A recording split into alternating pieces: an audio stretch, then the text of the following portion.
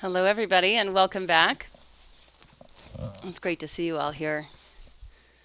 Let's just go ahead and take a minute and come together as a group.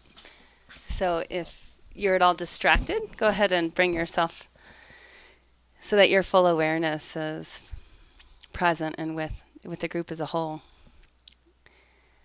And just let yourself refresh your body with your breath.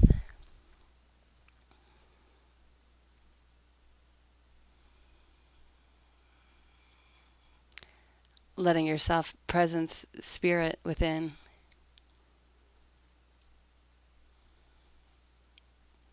And how this spirit within it wears the clothes of the energies,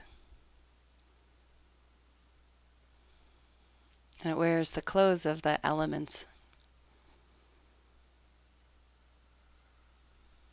And let yourself feel into the elements as they're arising, cloaking the divine within yourself on this day.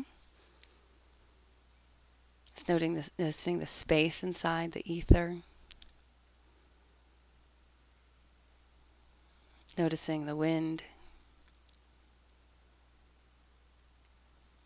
the warmth,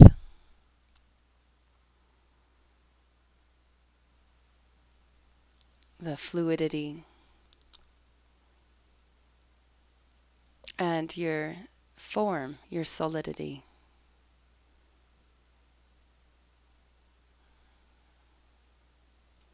And feeling how spirit is in many ways untouched by the clothes that it wears.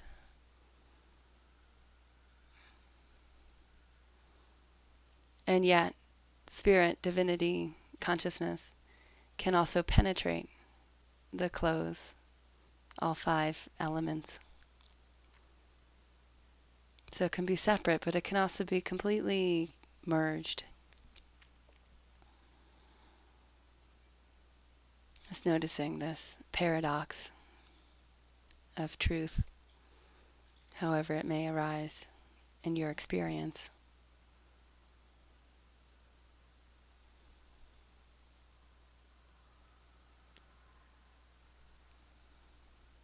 And then notice what's in the environment, wherever you are today. What's in the ecosystem? What is the clothing of universal consciousness as it's arising in your ecosystem? Is it more dry and airy, or is it wet, heavy, or hot and dry, or hot and moist? Just noticing, is it spacious and clear, or heavy and dense?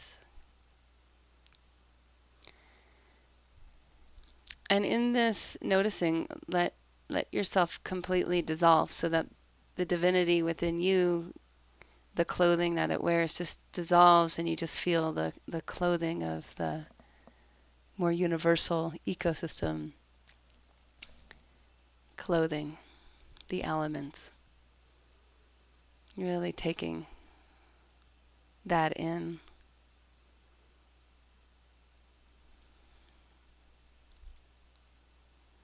Letting spirit be permeable. And in the same way, letting the elements be permeable to spirit. So there really is a divine play.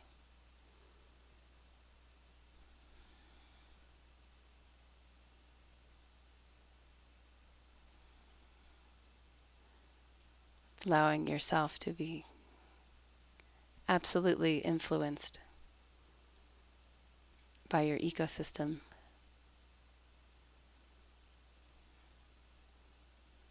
And letting, if you will, the ecosystem be influenced by your attentive awareness.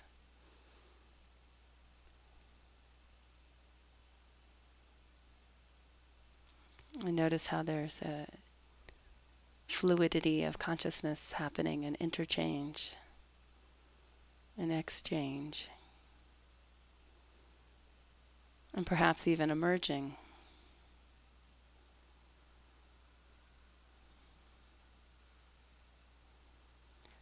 I now plug this merging consciousness into our group, all of us doing this around the earth, connecting ecosystems with all the different clothing of the elements as they're appearing today.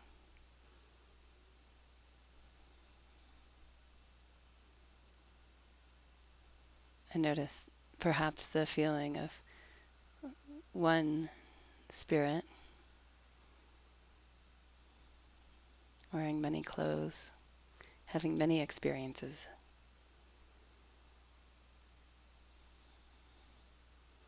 Just letting your awareness tap into the web of connectivity.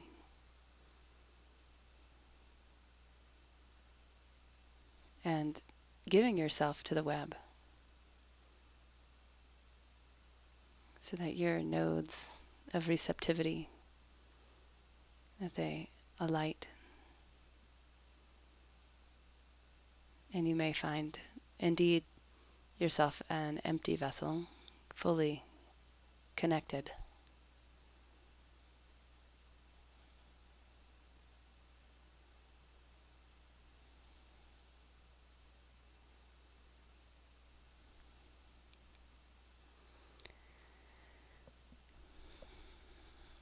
Thank you.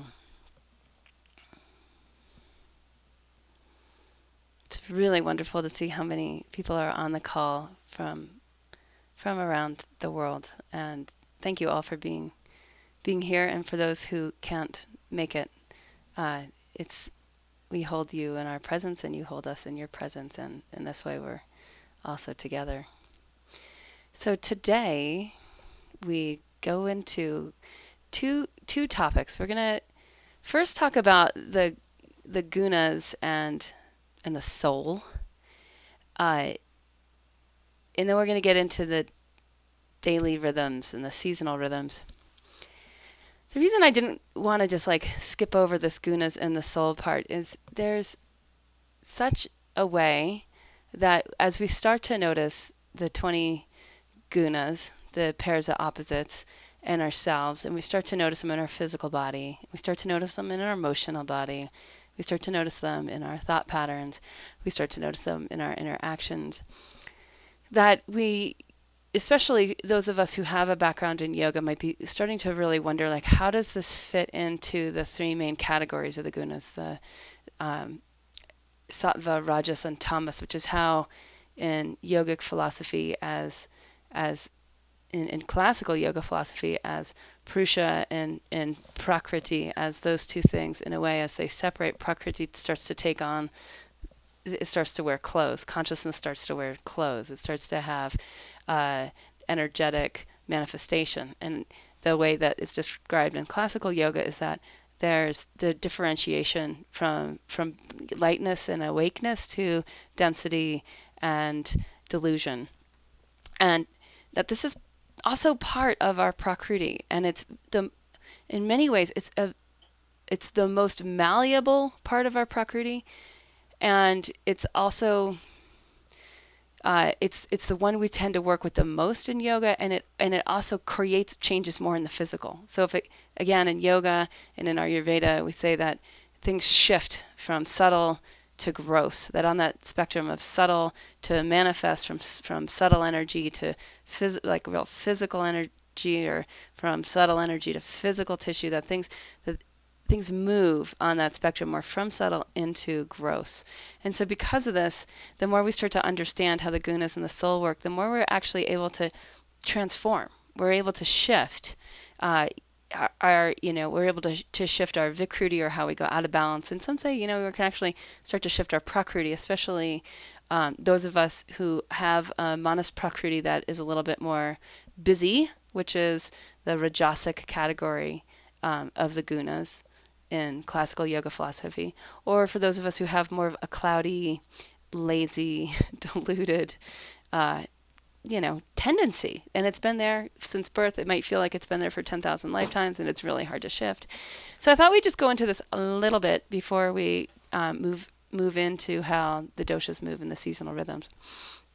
So if you have your handouts in front of you, we can just go to the second page on this, that the gunas, from the classical yoga perspective, they're vibrations of consciousness. You could say they're also they're condensations of consciousness as well. So as consciousness starts to condense into form and to influence the mind and to influence the emotions and to influence the energetic vibration of the body, right? That this is a step down of just consciousness without attributes to consciousness with attributes.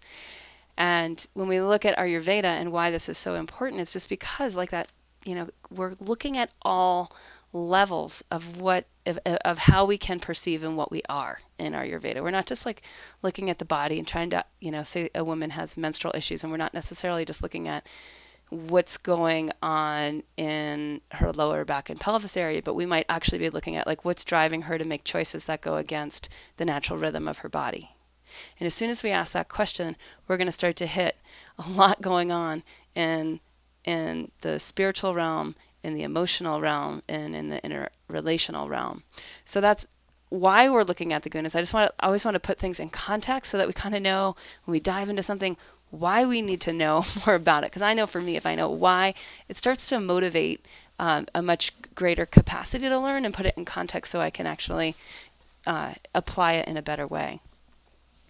The gunas are also going to point us towards empowering the individual responsibility for health. And this is something that we don't find in Western medicine. And I know that's why many of you are yoga students and seek alternative solutions, is because you want empowerment. Like you want to feel more empowered and more free. And if, someone were just to say, hey, if you were to say, I have this problem, and someone were to say, well, just take this pill, you'd say, well, I want to know why I have the problem. I don't want to just like cover it up. I want to know why I have the problem. And I'm ready to make some changes. And most probably they will be behavioral changes. And this is what really helps us engage with the gunas, this whole sense of like that there's these vibrations. And now let's go and look really at what they are. So on the third slide, you can see that it's a way of this one is interesting. I got it from silentmotionyoga.com, and it's just showing this is in a tantric yoga perspective, how there's a pulsation between the energies, these three energies of the gunas. The easiest way to understand them for those who are new to it is that one of the main energies of consciousness is it's the active principle, and it makes us active. It makes us interactive. It makes our energy go from the center outward towards the periphery, meaning it drives us to do stuff and really become something. And it can also drive us to distraction. So it's an energy that it might be going towards a higher vision, but it also might just bring us to greater distraction, and it can even be like hyperactivity.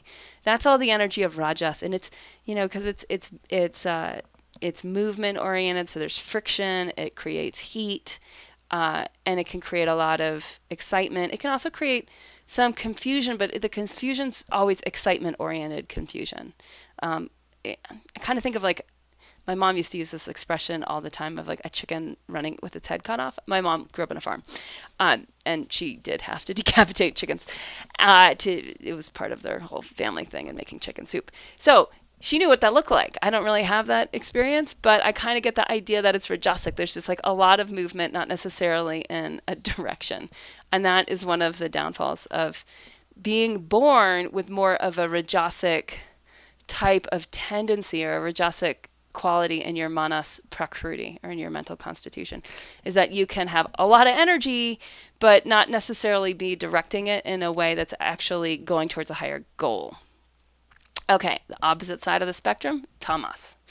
Tamas is it has a downward heavy pull. So where rajas was moving from the center outwards, tamas is moving from the outside inward. And it's condensing. You might think like, oh, this sounds a lot like kapha, and rajas sounds a lot like pitta or vata, and you'd be right. So this tamas energy, if we look at it in terms of the mental prakriti, manas prakriti, that there's it's like the opposite of receptivity, which is really called numbness or cloaking or dullness. And this this creates a really it's like you're living in a cloud and you don't really know that like where I live in Idaho, I'm in a very high mountain valley surrounded by big mountains, and it's very frequent that the clouds settle in the valley. And you just think, oh, it's really a cloudy day. But as soon as you climb the mountain and get above the clouds, you realize, like, it's a gorgeous day. The sun's shining. This is totally amazing. And that the experience of tamas is when you never climb the mountain, because that it would take a rajasic momentum to actually climb the mountain. So you just kind of live in this like it's always a cloudy day, and your whole perception is really very close to center. It's very limited because there's no energetic momentum to grow or transform or change. So when people are born with more tamas in their manas prakriti, they tend to not be seekers. They tend they tend in many ways to actually like just not optimize this life at all. They might go through the motions. They might be quite stuck individuals. The reason this is important to know this like do I tend more towards tamas or do I tend more towards rajas or do I kind of flip flop back and forth like a ping pong ball is that once we can name it and identify it, we start to have an idea of like, oh, okay, this is what we're dealing with here. And for a tamasic individual, they're going to need to follow the daily rhythm for different reasons than the rajasic individual, but both are going to need to in order to cultivate discipline around how energy works.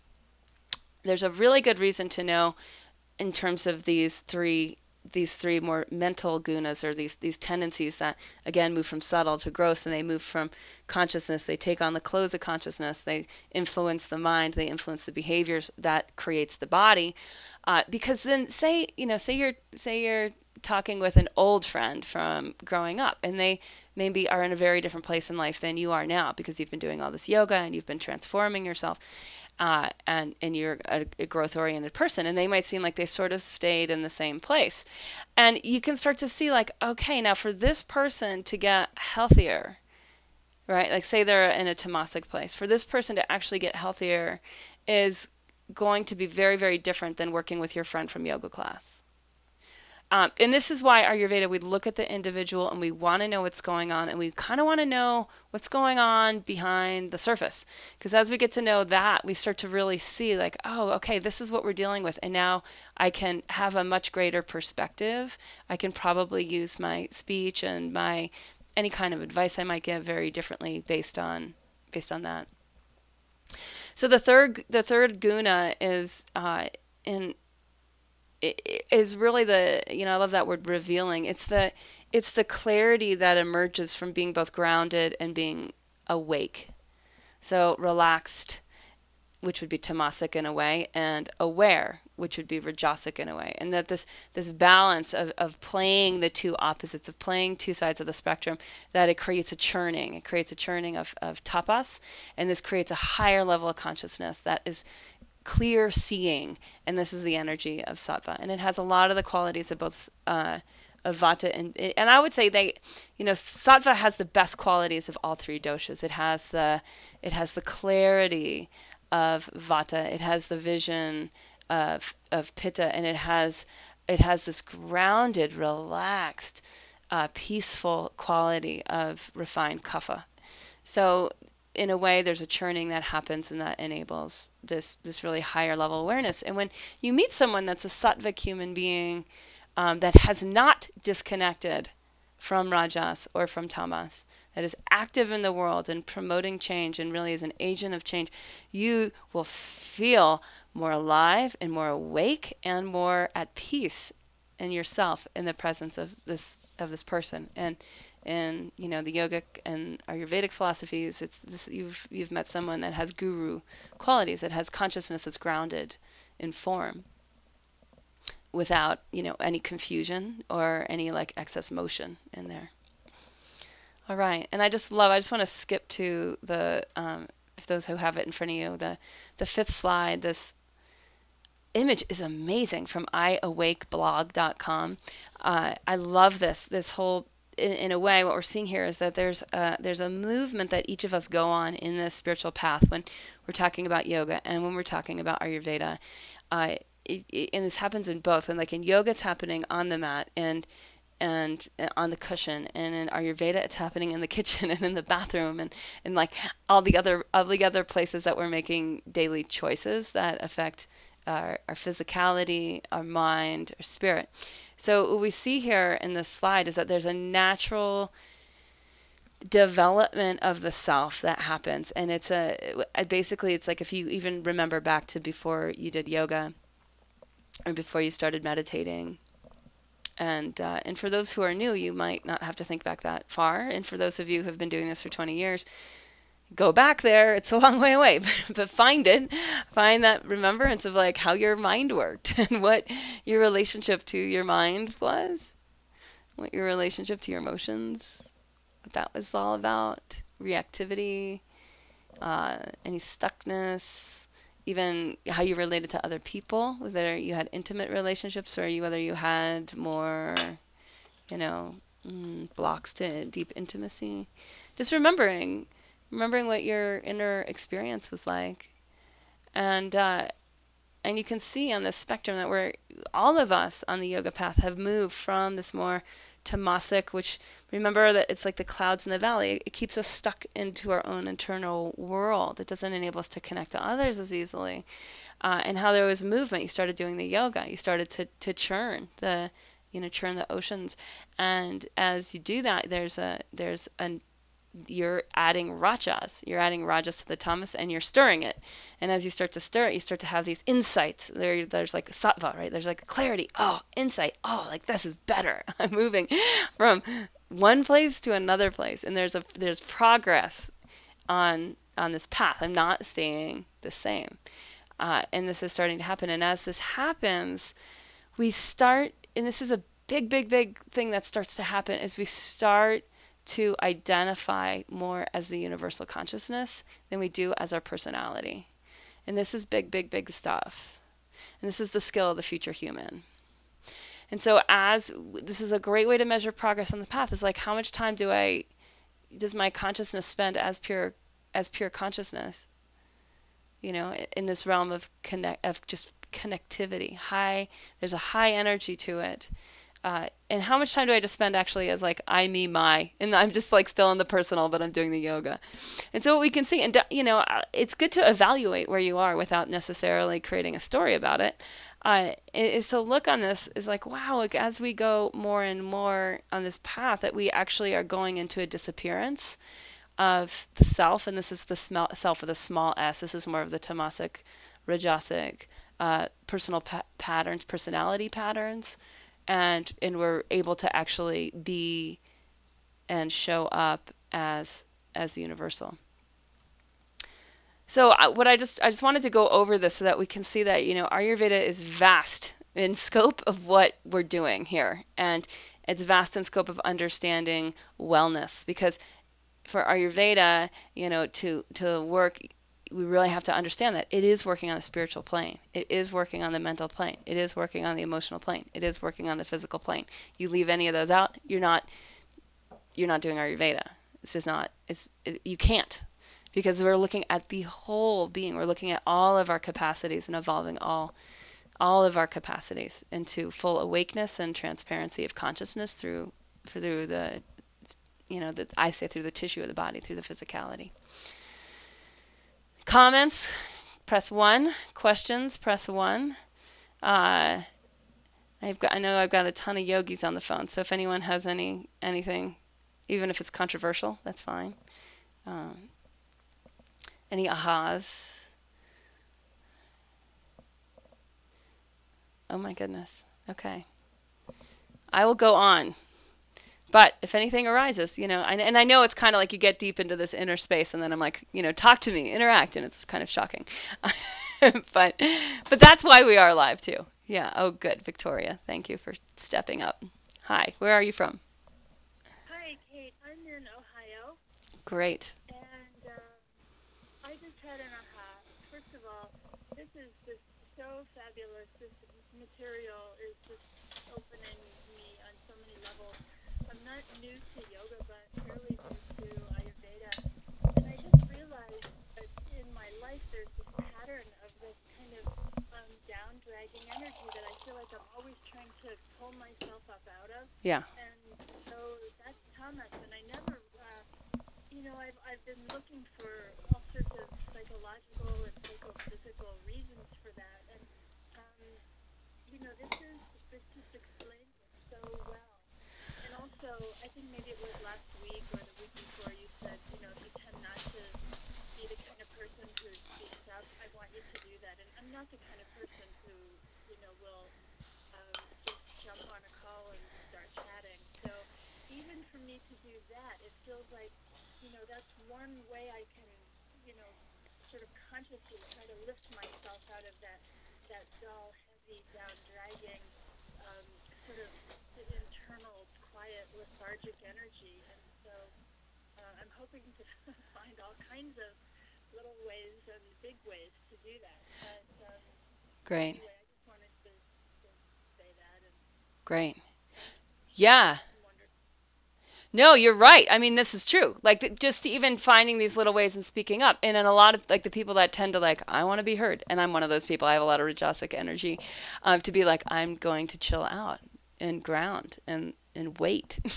So everyone playing their edges is really important. And then I think too, one of the other things that I heard in what you were saying is that there's a potential to connect with the universality in all this, that like, oh, I get pulled down and guess what? So does everybody else, and I get stirred up and guess what? So does everybody else. And there's something in that, knowing that it's a human condition. Mm-hmm. And once it's a human condition, it's not so personal. And now we can see, we're starting to make that shift into the more of the disappearance of the small self, because we're no longer personalizing that, it's just hard for me to get up at 5:30 and meditate every morning. Instead, it's like, oh no, this is the nature of the human condition and the path of awakening. Great. Well, yeah, good, good. Okay, good. I'm going to grab one more. Batul, how are you? Hi, Kate. Good morning. I'm a little with Elijah. Is there any way you could post the weekly under fire Facebook page? If no, they're on the members page. So just go to the members page. So it's yogahealer.com yogahealer.com/LAC dash members. And there's a link to that page on the Facebook page. Okay. Oh, thank you. Sure. All right. So this is something that we will continue. In a way, what we're doing in this first month is we're building a vocabulary.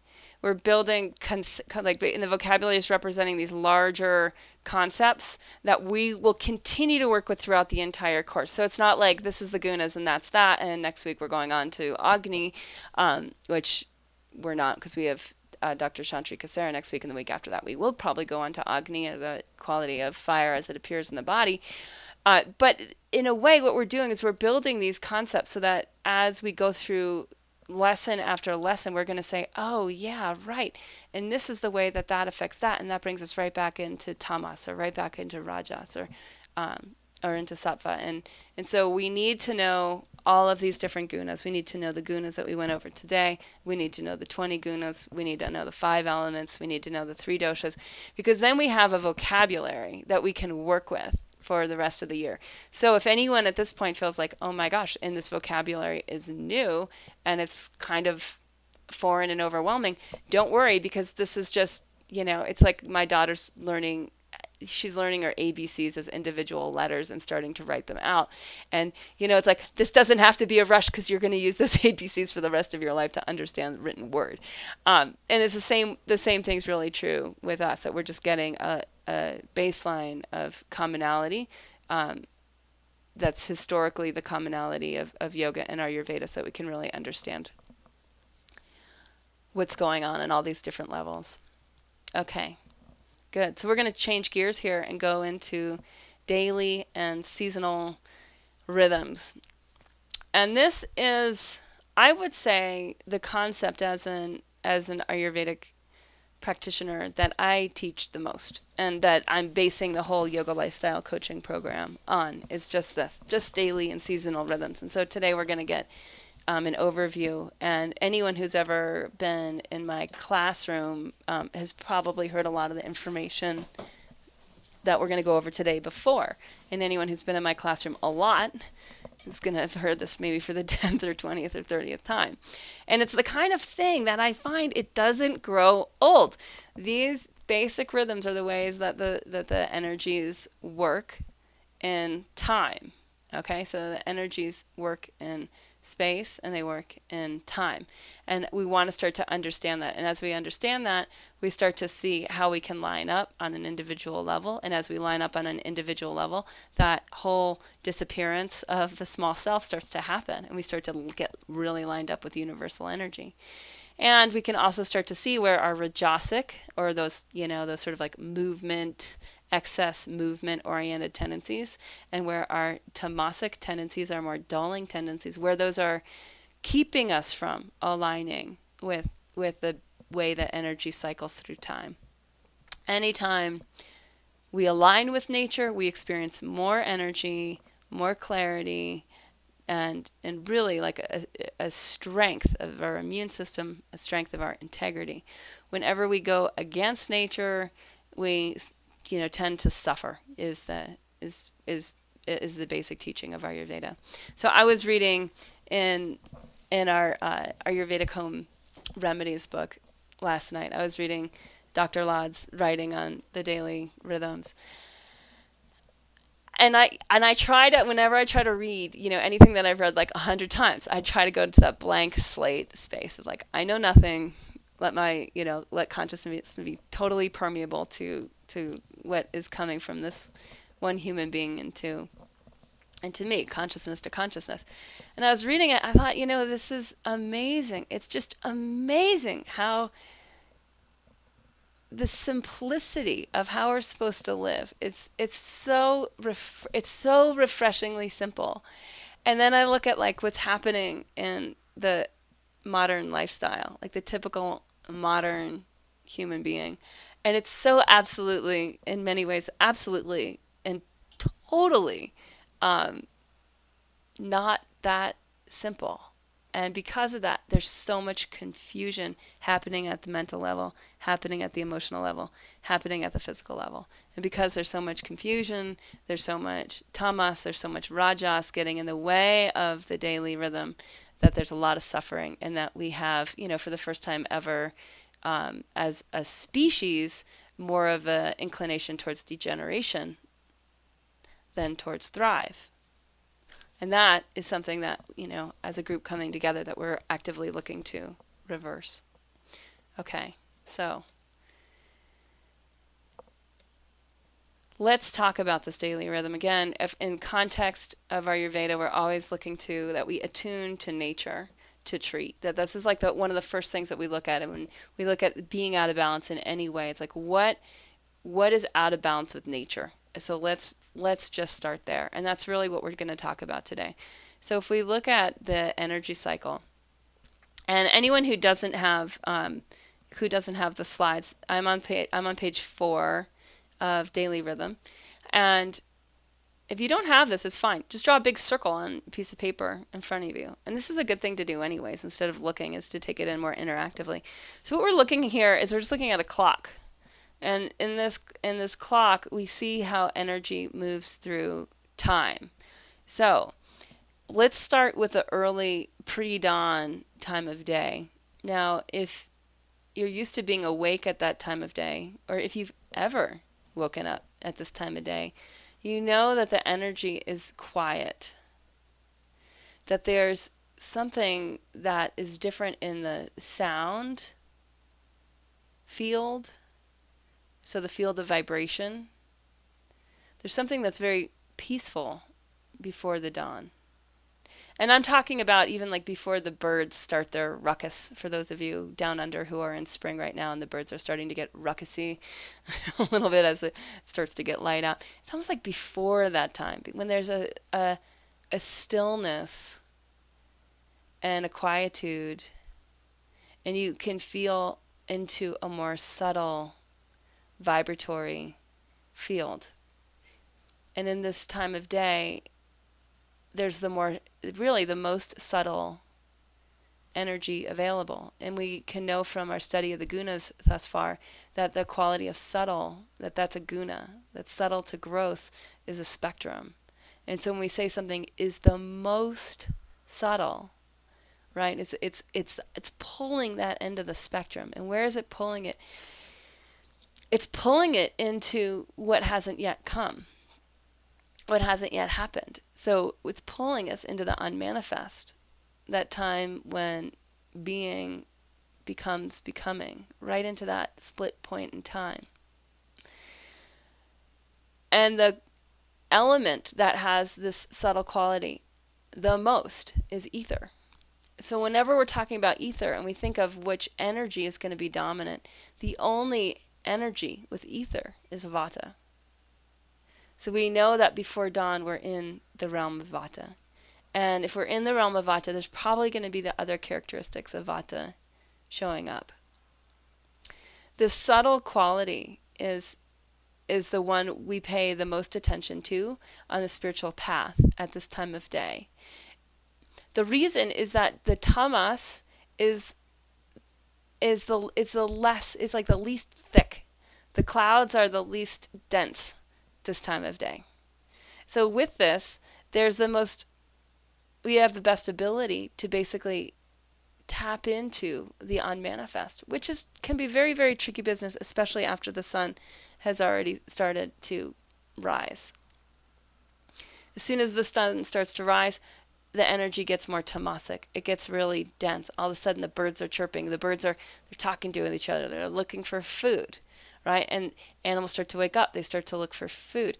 Food is very, very physical. So on that spectrum, from subtle to gross, right, we can see a major pendulum swinging right at that time of the sunrise.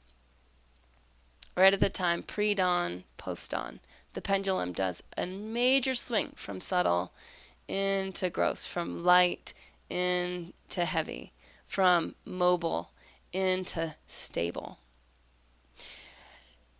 I recently heard, I think it was in the Healthier Hormones course, that the Dalai Lama goes to bed at 8:30 and wakes up at 3 to meditate. And if you have a circle in front of you, that's your clock, and you make a point in the middle and you draw it down to 6, and you take that point in the middle and draw it out to 2, the point in the middle, draw it out to 10. So you have a pie with 3 pieces, right? And there's a vertical line from the center downward dividing the pie. And we're saying this time from 2 to 6 is the time when energy is most subtle. So he's waking up. He's arising in the time that's most subtle and giving himself plenty of time to experience the transparency of consciousness through meditation practice. And we can look at any contemplative tradition from any religion, and we can see that they all have this pre-dawn time as the focal point of their spiritual practice. I'm not talking about any of their movement practices, but of their just pure move the awareness itself into the realm of divinity. That's what happens at this time of day. During this time of day, there's also a downward flow that is part of our natural human cycle that stimulates elimination. And this is one of the chief ways we can tell if someone's out of balance is they don't wake up and have the urge to poop within an hour. So we should wake up, we should naturally be thirsty for a cup or 2 of water, and that should naturally start to create a clearing effect in the kidneys and in the GI tract. This water isn't considered hydrating. It's not really absorbed. It's just flushing, and it's creating this downward momentum, and that should stimulate a bowel movement. And if you're one of those people that you're like, wow, that would be really nice, but that has never happened in my entire life, then that is a way of understanding, like, okay, I need to re-sync. So one of the things that in that Ayurvedic Home Remedies book that Dr. Lad suggests is that even if you don't have the urge, just go and sit on the pot. I call it Ayurvedic potty training, where whether you have to go or not, you just train yourself. Get up early, drink a lot of water. It either has to be room temperature if you're more pitta, or hotter if you're more vata or kapha, and drink a bunch of water, and then go just sit. And I use a squat stool. I highly recommend those for everybody, but especially anyone with tendencies towards constipation, because this flow of energy is fundamental to the rest of your day. It's essential to start to get this pattern in rhythm. And if you're getting it like 5 out of 7 days, I'd say that's really, really good. And if you have an off day here or there, like, do not panic. But if you're off all the time, like, pay a lot of attention to this. Okay. So those are a few of the things that naturally should happen. We should also a light consciousness to prana during the vata time of day. So we want to absorb prana in the vata time of day. And we can do this either through pranayama practice, or we can do it through some gentle yoga, or like a 20-minute fairly stimulating practice. But it doesn't necessarily have to be this big, long practice at that time of day. But we want to attune the physicality to the subtle. So before we eat, we need prana to be flowing through the tissue of the body. And this is big. I mean, I find that my students that do this, my clients that do this, a lot of health issues go away. A lot of food cravings that they're trying to get rid of, they just sort of start to fall away because the physicality gets more attuned to the energy is in the breath. So that all that happens before the dawn. All that happens in this vata time of day. And a lot of people eat dinner late at night and they have a very hard time getting up early. And so that, just knowing that anytime we have issues in this vata time of day, that we have to probably change the evening routine, and we'll get into that shortly. All right, so as soon as the sun starts, I'd say it's even like almost before it crosses the horizon, as soon as you start to feel more of the wetness of morning, the more of the dampness of the dew, as soon as you start to feel more of the, I don't want to say the mundaneness of the day, because it can be more spiritually oriented than that, but it can start to feel like I've got some things to do.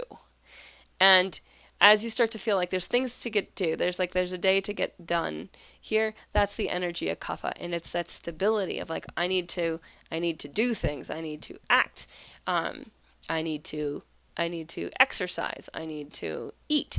These things that are just very physical ways that we take care of the body. These happen in this kapha time of day, which is really different than taking care of the spirit, which is in the vata time of day.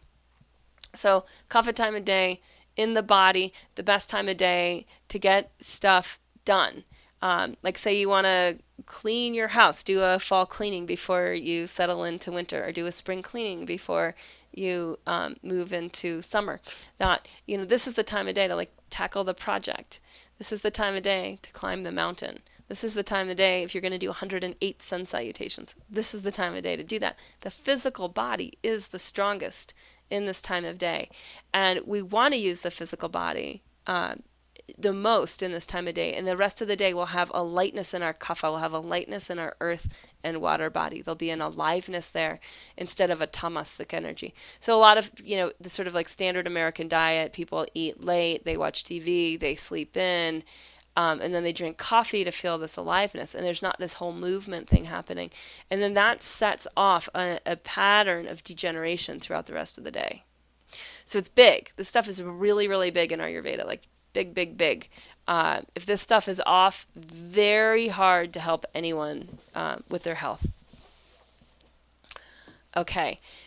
The digestive fire isn't that strong this time of day, and people that have more pitta might wake up hungry and they might have quite a bit of an appetite. But vatas and kapha body types may find they really don't have much appetite this time of day. And you'll see from the list of attributes and just knowing them of kapha that like wet, damp, heavy, dense, cool, soft, that there's not the energy of digestion, which is hot and sharp. It's fiery. It's like when you feel really, really hungry.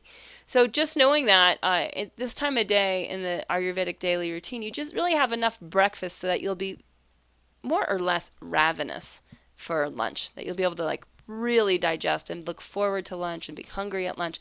So in a way, you kind of cultivate your hunger during this time of day. And this helps to keep the body light and stimulated. Whereas if you have like the farmer's breakfast of, bacon and eggs and potatoes and toast and coffee, and then you go to your desk job, like you can imagine how heavy and dense you would feel. And that again would be a crime against nature. You'd be increasing the qualities that are already present at that time of day. Okay, now as the sun's come up, it's gotten warm. We start to move into the warmest part of the day, we notice like, warm, then we must be going into the realm of Pitta. So the first cycle of Pitta will rise around 10 a.m. It'll move till about, early to mid afternoon. This time of day, the body produces the most bile. So we have the most transformative process of digestion capacity available during this time of day. And we're not looking at like me versus you. We're looking at just how energy works in nature and how it affects the human species physiology. Okay? So it's not necessarily personal at all. It's really absolutely impersonal. And we're seeing like when the sun's highest in the sky, Homo sapiens have the most power of digestion. And remember, we're primates. We're not carnivores. Like carnivores have more of a 24 to 48 hour digestive cycle because they mostly eat meat, and they hunt at night. They're nocturnal. Primates are diurnal. And just knowing this, if you're diurnal, and you have a primate history of eating mostly greens, roots, fruits, nuts, seeds, with some flesh in there as well, that the power of digestion is strongest in the middle of the day. Every 24-hour cycle, it has one spike, and it's then. So in Ayurveda, it's very natural to say, well, the best time to eat the most nutrients and the hardest to digest nutrients would be the middle of the day. So I say it's digestion mode, middle of the day. If we don't have a decent lunch, right, and we just sort of plow through the day. I know when I worked a desk job in Washington, D.C., I'd go running on the mall at noon, hottest time of the day. I have a fairly pitta mental prakriti, and I'd go running on the mall, and and then I'd have like very, very, strong hunger arise like later in the afternoon, and I'd get these headaches, and I'd have sort of this like underlying anger issues, all these things that are related to pitta, and I had no idea. I was out of sync. I didn't know such Ayurveda at the time. But it's easy to see how these patterns, and there's a lot of people that just kind of blow through lunch and focus more on dinner and have trouble losing weight, because they're like, they don't understand why. They're not really eating all day. They drink a latte here or there, and they have a big dinner, and yet like the weight is holding onto their body even though they aren't necessarily eating more calories than they used to. If they just shifted that dinner meal to lunch, they probably would lose the weight because the body can digest then. So this is the dynamic metabolic time of day. Now we move again into Vata time in the afternoon. So these energies, they cycle through twice as we go into the Vata time in the afternoon. If we've had a good lunch, this is a prerequisite. If we've had a good lunch, then the mind is fueled. So Vata is more subtle. So in the less spiritual time, the afternoon it's a secondary spiritual time, but it's really more of like, I call it like a communication time. It's a time when it's easiest for consciousness to move through you and other people simultaneously and to really connect. So it's more you're going to have to use your mind, your mental capacities to do that. So it's a great time to like email. It's a great time. I try to do all my interviews, all my client consultations. I try to do this all in the afternoon because they're talking oriented. Now, if you haven't had a good lunch, the mind isn't fueled. So the mind crashes and you may have difficulty concentrating, or you might feel distracted, or you might feel overwhelmed. Oh my gosh, there's too much to do before the end of the day. I just can't get it done. Those are all signs that pitta wasn't fed. Because if the pitta's fed, it starts to feed nutrients to the vata, and the vata gets grounded and it gets steady. So even though it's a light time of day, if the physicality is steady, is fueled with energy, then we have the most access to the subtle componentry of the mind field. It's also a great time, I think, for anybody that's struggling with deep energy issues, immune issues. It's a great time of day to have very subtle yoga practices, whether that's restorative yoga, whether that's just doing you know, more mellow standing pose with forward bends, seated pose with forward bends, hip openers, kind of a practice that's going to bring a deeper energy into the into the lower chakras, into the lower energy centers of the body, and start to build the immune system, start to build more energy capacity. So it's a great time of day for someone to tap into that and to really deeply build themselves. And it will, if you do this, you'll have a very different evening as well, because you'll be tapped into the more subtle energy before you go into evening. In evening, kapha time of day again, the energy gets dense, right? The energy, it starts to slow down. Now, if the person is overwhelmed and they haven't sort of awakened and attuned on a more subtle level, and you go into this kapha time of day, they might be so disconnected that they fight against the downward flow of energy. And I see this a lot. I see people eating like stimulating foods, like adding a lot of hot sauce to their food so that they can wake. People don't know they're doing this, but in a way, when you add hot sauce to anything, you're creating it's mentally stimulating. It's almost like caffeine. I had this one client years ago. She was in the Living Ayurveda course years ago. And she added mustard to everything. I mean, and I'm not joking. I mean, she added mustard to things that like you would never even consider putting mustard on.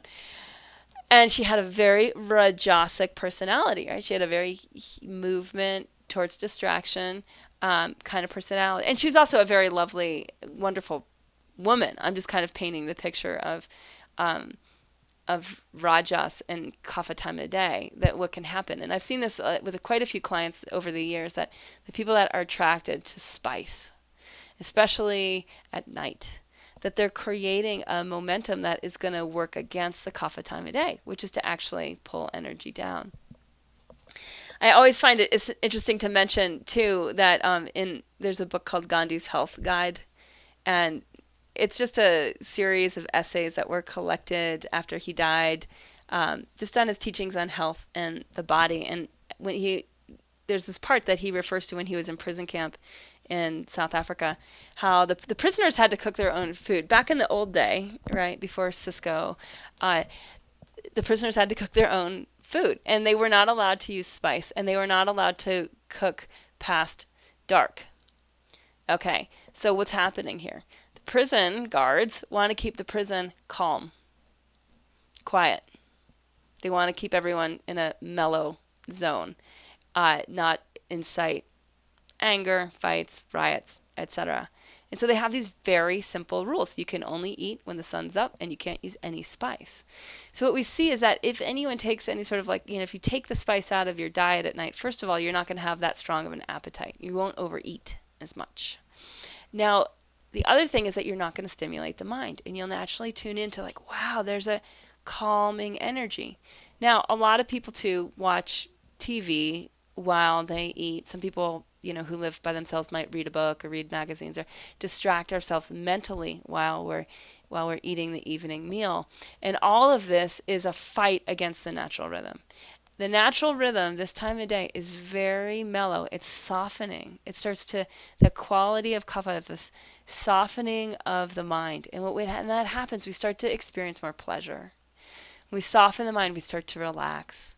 When we're in company and we relax, we start to open to each other more. And there's naturally this friendly flow that does not have a direction. It doesn't have an agenda. And it's just simply the pleasure of being together.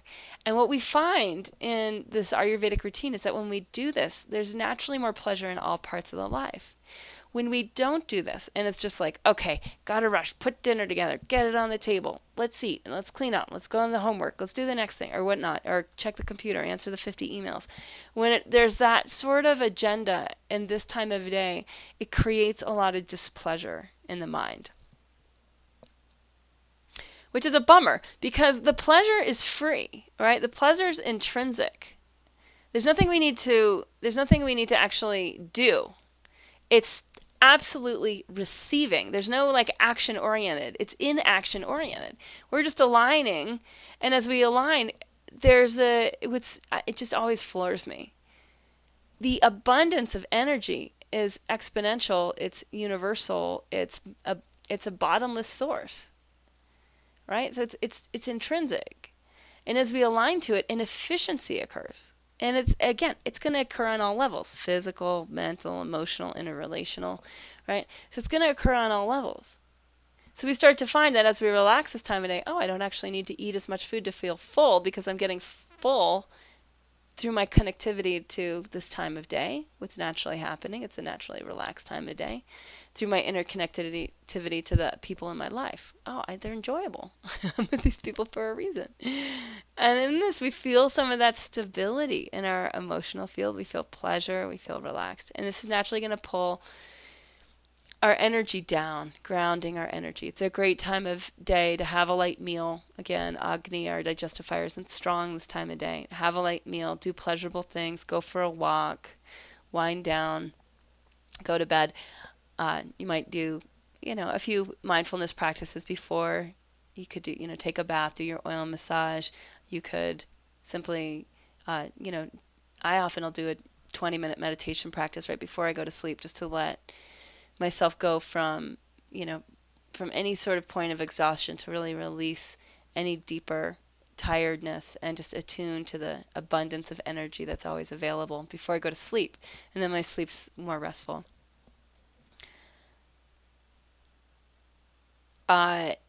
If we tend to go to bed later, right? So what happens is if you kind of don't do that and you stay in your busy mode, getting things done mode.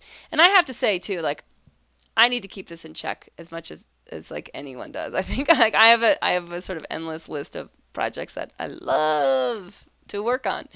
And so there's this tendency of like, I could just get back on the computer. I could just do X, Y, and Z from, 8:30 till 9:30.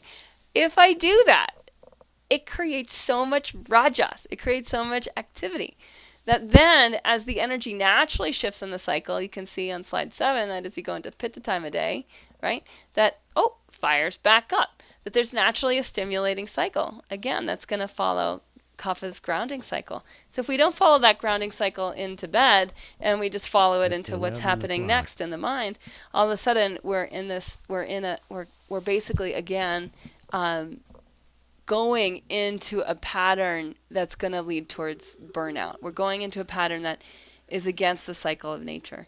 This pitta that arises now, and the reason it's against nature is because we're not nocturnal.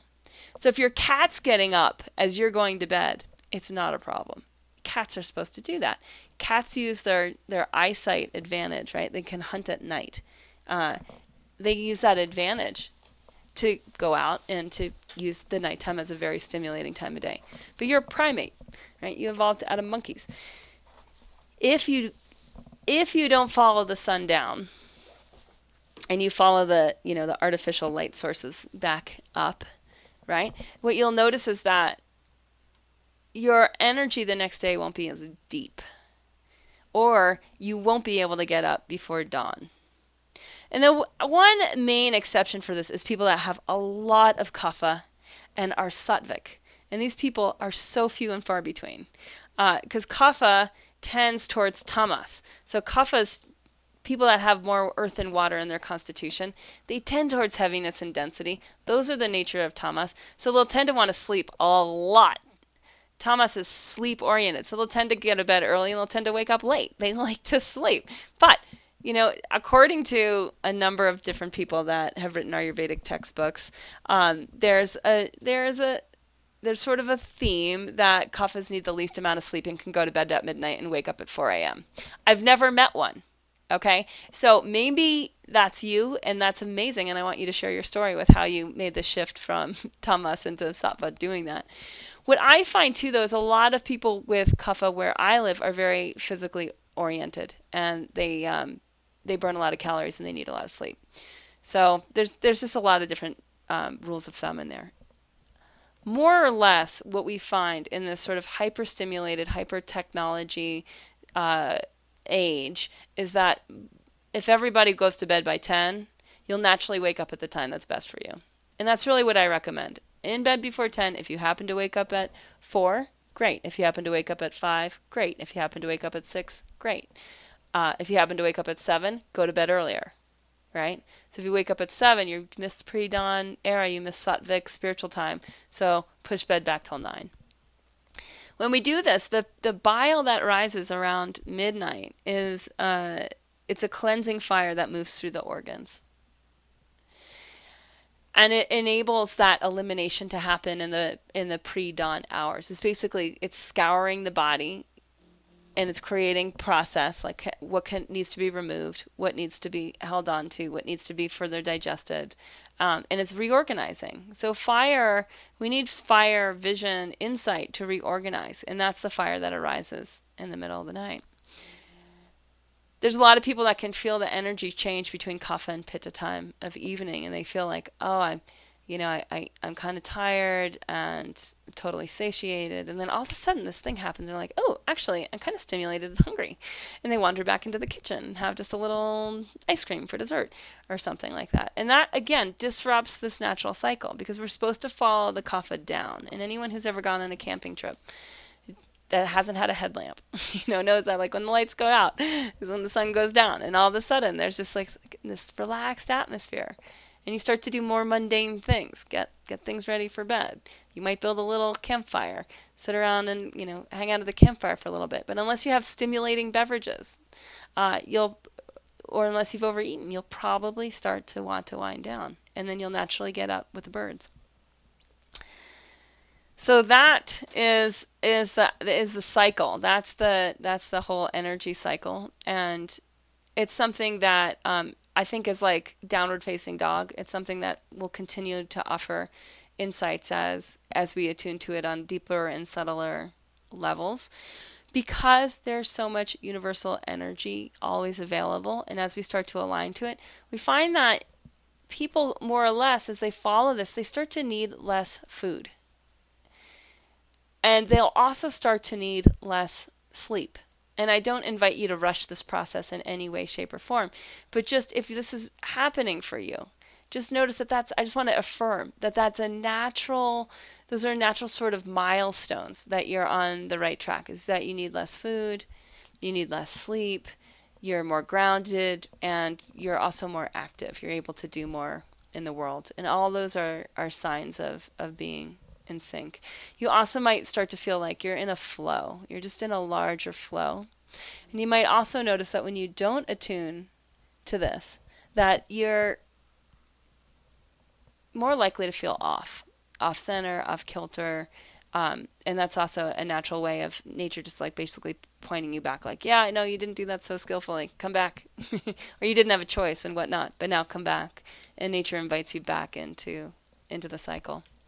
And that said, it's also very easy to get into an addiction pattern that pushes us out of this cycle. And anyone that's doing caffeine or doing alcohol, right, as just part of like the day to day, you're pushing yourself into rajas, into tamas. So it's harder to feel the pull of the natural energy of the sattvic energy.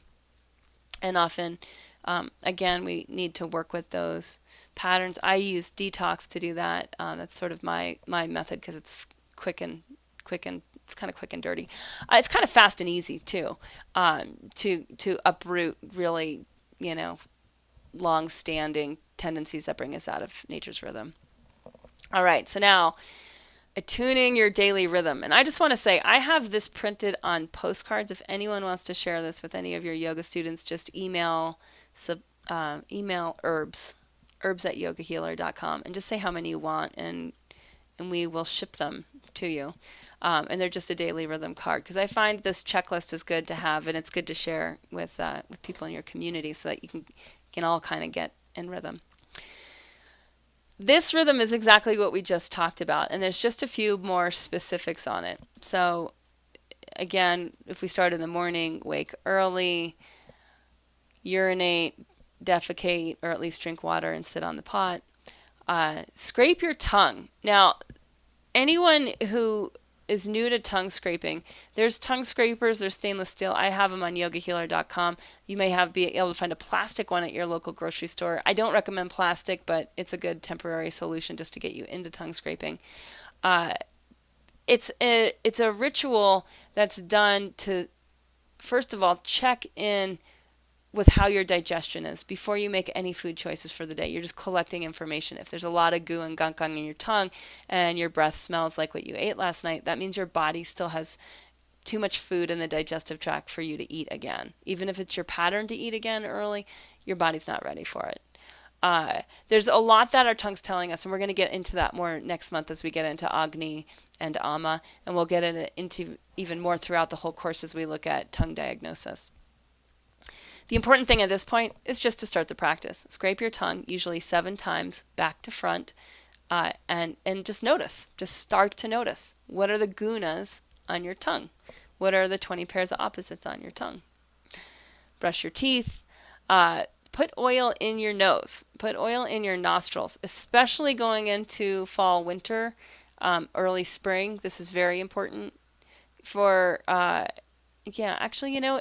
even in summer, people that have a lot of heat, get heat headaches or bloody noses, could use a cooling oil like coconut oil.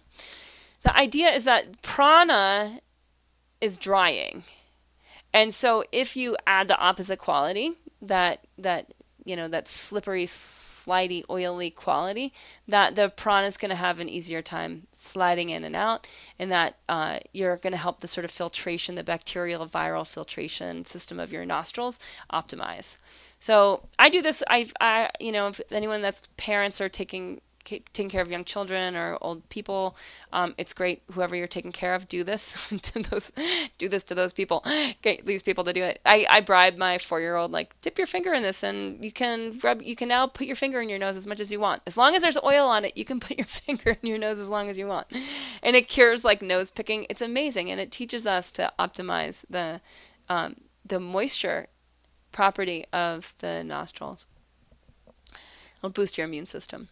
So then drink water. Now, I drink enough much water to have a bowel movement, basically. So if I'm at all dehydrated, I might drink, quite honestly, there's been mornings I've drank 1.5 quarts of water first thing. I'll use lemon if I just can't palate water. Sometimes that happens. Sorry, I had to take a sip of water. I'm talking a lot. Those of you who have more vata will need to drink less. Kaphas will need to drink less. Pittas will need to drink more. One thing on the lemon thing. I don't drink lemon in my water all the time. I only do it about half the time. Lemon is drying. It's astringent. It's also alkalizing. So it's great for detoxification, but it's drying to the body as a whole. So we're in the season of dryness now. I don't often recommend doing lemon daily this time of year for anyone who's in the fall climate. If you're in the spring climate, it's just fine. Okay, moving, we talked about that. Meditating, we talked about that. Massaging body with a pure oil before or after shower. I'm going to say on this one, do this whenever you have time. If you don't have time in the morning, cross that off, or just basically like make an arrow to the time of day that it actually works for you. Have a light breakfast or whatever can get you through to lunch without cravings, but so that you're hungry at lunchtime. Middle of the day, don't restrain, this is great, don't restrain urges. Middle of the day, eat your most substantial meal. Eat in a way that you can enjoy eating. So I used to also have the pattern of eating in front of my computer.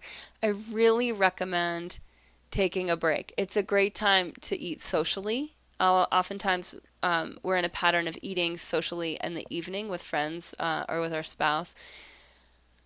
I really recommend try to switch it a few days a week so that you can have a nice leisurely lunch, more more in the European style, like have lunch, have a siesta, and then go back to work when you're more like refilled and refreshed. So there really is a juncture in your day that you devote to feeding your deeper fire and to allowing time for absorption. Now, anyone, again, who's dealing with exhaustion, I recommend eating lunch and then lying down. Lie on your left side so that it can optimize the digestive flow and just rest. I often will take like blackout naps for often 10 minutes. I generally wake up after 10 minutes and I'm just refreshed for the afternoon. So other tips is these tips that are attuning to Vata. I think I just threw them in here because I just needed to put them in a place. But this idea of not rushing, of not worrying, of not moving in this way that's like against the natural flow. Now, a lot of you who are intrinsic rushers and worriers might kind of feel like, well, I wish I had a choice about that, but that's just the way I am. And then if you go back to the gunas and you sit in those mental gunas, the manas prakriti, you might say like, oh, that's in the realm of rajas. Huh.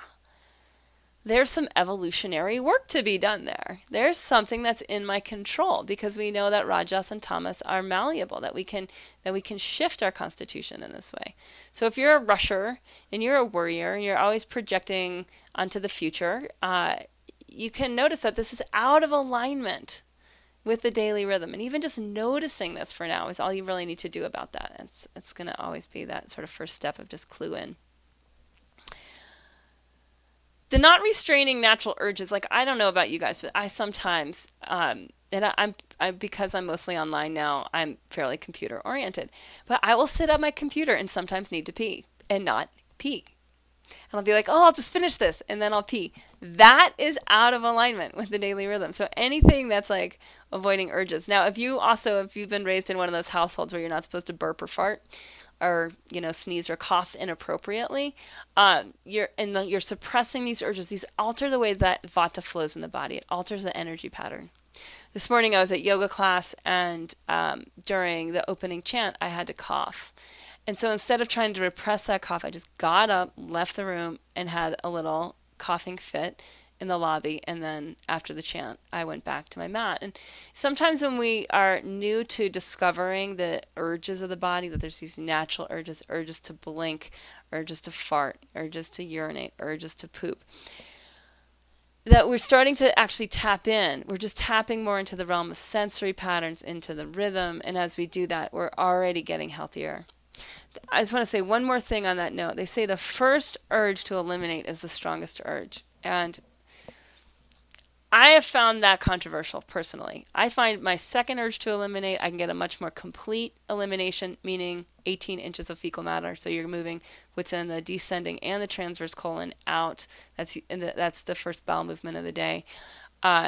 Play with that on that one. And I'd say anyone that tends towards like holding it, go at the first urge. I think that's in general the first lesson. Okay, evening. Quitting work by 6 p.m. and unplugging. Boy, that for many people, including myself, is a tapas. It's a fiery, tapas is like it's a practice that requires discipline and it's a cause for transformation. It's something that might not naturally occur. So if you're someone that, like, again, get dinner on the table and then after dinner finish like a zillion things, this is your tapas as well. So there's this strong invitation in Ayurveda to have pleasure, have wind down, have relaxed discourse as part of every day. And as it becomes part of every day, it influences again on all levels. Cultivating gratitude, especially at the end of the day for anything that you may have learned, even for life's challenges. Being in the space of love, especially at the end of the day. I try to make a conscious commitment when my family comes together at the end of the day to absolutely be in the disappearance in the self, in a space of absolute love. And this is part of my spiritual practice. And it's also one of service that I'm really there to serve more than to receive, just because of my sort of sattvic inclinations. And I just find it creates an amazing amount of harmony in the home. And even for those of you who live alone, that you can do this with yourself first. And that like just being like, if you have that nasty voice in your head, you should be different. You need to blah, blah, blah. If you can just, again, talk to yourself in a loving way too, and, make room for all that as well. Going for a walk is also a great transition. Doing anything physical as a transition between the end of the day and the wind down, or the end of like the work day and the wind down, is also highly advocated. I'm working with this one woman who's very, very out of balance. She's a wonderful person. She's just overtapped, and we're just having her create the most simple patterns. And one of them is that she has to leave work at a certain point in time.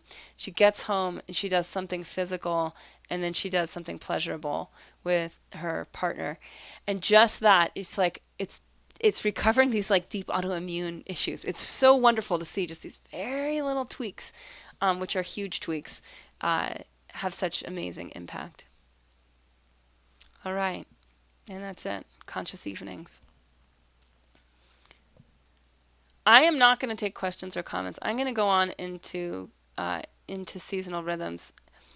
And before I do, I'm just going to give you as your homework, and I'll rewrite it in the growth work. But you're going to pick like one of these that's super easy to do, that you can start on right away because it's so easy to do. You just hadn't been aware of it, so you weren't doing it. It might be just like putting oil in your nostrils, not a major lifestyle change. And I want you to just circle that in red. You're going to print this, put this on your refrigerator or on your bathroom mirror. I recommend the bathroom mirror because you're sitting there brushing your teeth or you're flossing your teeth, and you can read it and reread it and reread it. And then pick one that is absolutely going to be a challenge. Quit work before 6 p.m., eat a light meal in the evening instead of having a bigger meal then. Whatever it is that's like, tough. It's going to have some tapas in there. It's going to make me do some deeper yoga. Circle that and start to work on that. And this is a huge part. This is basically, like I said, what we're doing in the yoga lifestyle coaching is we're teaching this. It's important for us, all of us, myself included, to always be refining this, and then noticing as we refine this, do we need, are we living more lightly and more interconnectedly? And those are all measures, of progress on the path. Okay. So I am going to just do a brief overview of how this now works seasonally. So what we see is the same energy cycle is processing through the seasons. That Vata, Pitta, and Kapha are processing through the seasons. And as we move through the 9-month course, we'll also be processing through the seasons. We'll be seeing this in a little bit more up close and detail than we will in the next 10 minutes. So I'm going to start where the majority of the people in the course are, which is in the northern hemisphere, where we have this fall cycle going towards early winter cycle. And anyone who's not in this climate right now, or I know there's some people that are in the tropics, like in Singapore, Mexico, that, if you find that you're in a totally different cycle, whether you're in a wet season or in a dry season, you can just tap into the energy of it. So there's a season of dryness, or whenever dryness appears in the external environment, we're talking about this energy of Vata. And the energy of dryness, so if we look on slide 12 here, you see that I put down all of the attributes. We've got dry, that it's rough. I love this quality I read in that part in the Ayurvedic Home Remedies book. He says, fall is empty. Empty versus full, another one of these spectrums. Empty would be attuned in our sheet to the subtle. There's an emptiness. The trees empty of their leaves. The plants empty of their greenery, of their flowers. There's a falling away. So it's a time of subtle expansion. It's also a time of more wind, which is going to create more roughness, right? That there's less moisture in the environment. Whenever there's less moisture, there's less softness, and that creates roughness. It's the time of decay. It's the time of paring down. If you will, it's the time of death. It's the time of destruction. So it has a catabolic energy as opposed to metabolic or anabolic. A lot of people find that they love this time of year because of the subtle energy, that it makes their spirit feel alive. And again, that relates to the pre-dawn, right, time of day, this Vata season, the fall, early winter season. It's important in this time of year to choose to moisten the intestines, to choose foods that are moistening, that have the opposite of the dry quality, that have some warmth, that have some heat. And this just helps the body adjust as we go into dryness, into coolness. All right. As we go from early fall into late fall into early winter, we start to see more and more of the cold quality coming up. So it gets colder, and as it gets colder, we might feel more density, right? Because like basically the ground freezes, it goes into even more of a catabolic or even neutral state where there's it's like the cycle of passivity, right? It's like it's a receptivity, but it's passive. There's really not much happening. It's a latent part of the cycle. It's the non-growth oriented part of the cycle. It's where energy starts to move inward instead of moving outward. Now, that happens through winter. And as we get into late winter and there's more of the melting of the ground and there's more moisture, this is the movement from Vata to Kapha. So anyone who's in a wet cycle right now, and it's funny because where I live, it just rained for the first time in, I don't know, like 60 days, something ridiculous. I'm exaggerating, but not that much. And it just feels like cool and damp and wonderful. We're having a kapha day. But that doesn't mean we're in kapha cycle, right? We're in the season where everything's drying up and falling away and going into decay. So no matter where you are, there's going to be a daily weather experience that's going to be full of the doshas. And then you want to know what greater cycle you're in. So the greater cycle, when you've been through a dry time or a cold time, and you're going into a slightly warmer, more moist time, you're in the realm of kapha. And there's going to be a softening in the earth that's going to promote growth. And there's going to be a liquidity that starts to penetrate the seeds, and the seeds are going to start to burst through from their latent state into their active state. So it's a building time. It's an anabolic time. In the Bhagavad Gita, they say in the big chapter, I can't remember what it is, chapter 11, I think, where there's this sort of explosion of what consciousness is as it moves into the realm of the manifest. They say, of the seasons, I am spring, right? That it's the king of the seasons, spring, because it's the time where the latent energy becomes the potential active energy. It's where being goes into becoming. And it's a very, very powerful. It's like really the most powerful growth season of the year. They've measured children, and I saw this actually as one of those little statistics in that bodies exhibit that went through the world a couple years ago, and they said, like children grow more in spring than in any other time of year. And Ayurveda would say like, yeah, duh, but it's an interesting thing of like, yeah, there's growth then, and there's this movement, and this movement is coming out of a wetness. It's not a movement from a dryness. Okay, and then as the weather warms up, there's going to be some evaporation of that moisture, and we're going to start to see more heat intensity. And this is the season of Pitta, where it's more hot, it's more light, it's more sharp. Where you go outside and you're like, sometimes you can feel like the heat hits you like a wall. That would be more of the experience of Pitta. There's also, the sprouting seed of spring has grown into the green leafy plant. And in summer, we start to see the color, that there's green, that then the plants, they start to grow flowers, right? And they attract fertilization to create fruits. So there's color that starts to happen. And we're in now the season of sight. There's light and there's color. Color is also, and it's not on our attribute list, but could be, that color is always an attribute of Pitta. Season of major transformation where the plant goes through the most different parts of the cycle in the shortest period of time. So it's dynamic, it's metabolic, and then it goes into late summer where we start to see more of the drying out of the plants above the earth and the push of moisture down below the surface of the earth. That downward movement initiates the flow of Vata into early fall. So that is a very brief overview of how these doshas work through the seasons. And I just wanted to bring this into the course around this time so that we start to see that more and more that we're conscious, we're consciousness, that we're part of this whole evolutionary life unfolding, and that we wear these elements, and these elements, they have these attributes, and they're totally influenced by the human condition, by rajas, tamas, and sattva. They're totally influenced by what's arising in our external atmosphere, right? By the doshas in the external atmosphere, what's going on in our season, and totally influenced by the lifestyle pattern that we're living in.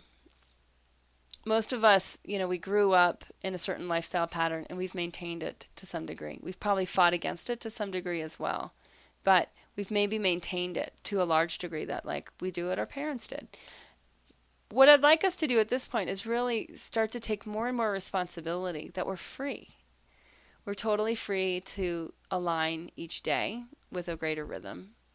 We're totally free to align with the seasonal rhythm and start to cultivate the attributes that are opposite of the season that we're currently in. And as we do both those things, we start to move into greater balance. All right. So I'm going to end this with one major lifestyle practice that we need to start doing, and that's the self-massage. So for those who are newer to Ayurveda, self-massage is also called abhyanga, and it's a daily practice that gets us in touch with our physical body. And it's really simple. We just warm some oil up and rub it all over our body. Either go toe to head if you want a more stimulating effect, or you go head to toe if you want a more calming effect. It's a practice that's usually done before bathing. It can be done after bathing. It's just that you won't bring the oil in as deeply into the tissues of your body. So in general, I warm oil up about half the time. The other half the time I just use oil at room temperature. The more you warm the oil up, the more it's absorbable by your skin. And I just keep oil in a massage squirt bottle. I put it in a teacup. I boil some hot water. I pour it in the teacup. I pour myself another cup of hot water to sip. And after a few minutes, usually 5 minutes, the water's cool enough to drink and the oil's warm enough to have a very relaxing oil massage. Doing this for 5 to 10 minutes is enough, just rubbing the oil into your skin. We usually do up and down strokes on the long bones and circular strokes on the joints. And you're just creating connection between the cells of your body, between your hands as the primary caretaker of the body. You're creating a lubrication of connectivity, and this allows a greater flexibility. So it's also, you'll see this practice also in the intro of Light on Yoga. I have a few little details with it. If you tend to have more of a coldness in your constitution, you can use an oil that's warming. Sesame oil is warming. Corn and mustard oil are very warming, and they're also drying. So kaphas or kapha vata types will tend to use mostly corn with a little sesame. Vatas that have really poor circulation might use sesame oil with a little bit of mustard. So you can mix the oils. If you have a lot of heat in your constitution and you're going into a colder season, you might use sunflower with some sesame. And you want the sesame for the heavy, dense, more lubricating qualities. If you're going into summer season and you tend towards heat, inflammation, you can use coconut as it's the coldest of all of the oils. So those are just some really basic tips. If you're not currently doing oil massage, then circle that as the major one thing on the dinacharya list, on the daily rituals list. Circle that as the one main big thing to start doing, because I'd really like everyone in the course to have an experience of doing this month after month after month after month, so that next spring we can really compare notes and see where everybody's at with it and what's changed. Because if you look at the list on the right, so if we're on slide 9 and you look at the list to the right, you'll see that it does all of these different things, both for the physical, for the mental, for the emotional. And I mean, I've even seen things like, I'm not even sure it's on this list. I don't think it is, but there was a study in India done that showed that it like improves eyesight. You're thinking like, what does rubbing oil on the skin of my body have to do with improving eyesight? I just sort of have this thing that like everything gets better. Like all systems go into better communication. Whenever all systems go into better communication, there's better integration. Everything thrives. So this is a big, big, big, big, big, big practice, and it's so lovely and so pleasurable. And if you can't do it every day, start with doing it 4 times a week. So at least you're doing it more often than you're not. All right. I have not left much time for interaction, and I apologize for that. And for the sake of being timely, I am going to end on time. And next week we have a guest speaker. We have Dr. Shantri Kasera, who check out his site. It's the Living Center, not ER, but RE Center.com. And check out his site and email me questions that you would like to ask him. And I'll have a list, and we'll also do some interaction on the call. He's wonderful. He's in your prep school, so you can also hear what he said before as we might build on some of that. All right, I'm going to go ahead and unmute the lines. Thank you all for your presence, your concentration, and yeah, thank you, and we'll say goodbye. Goodbye. Thank you.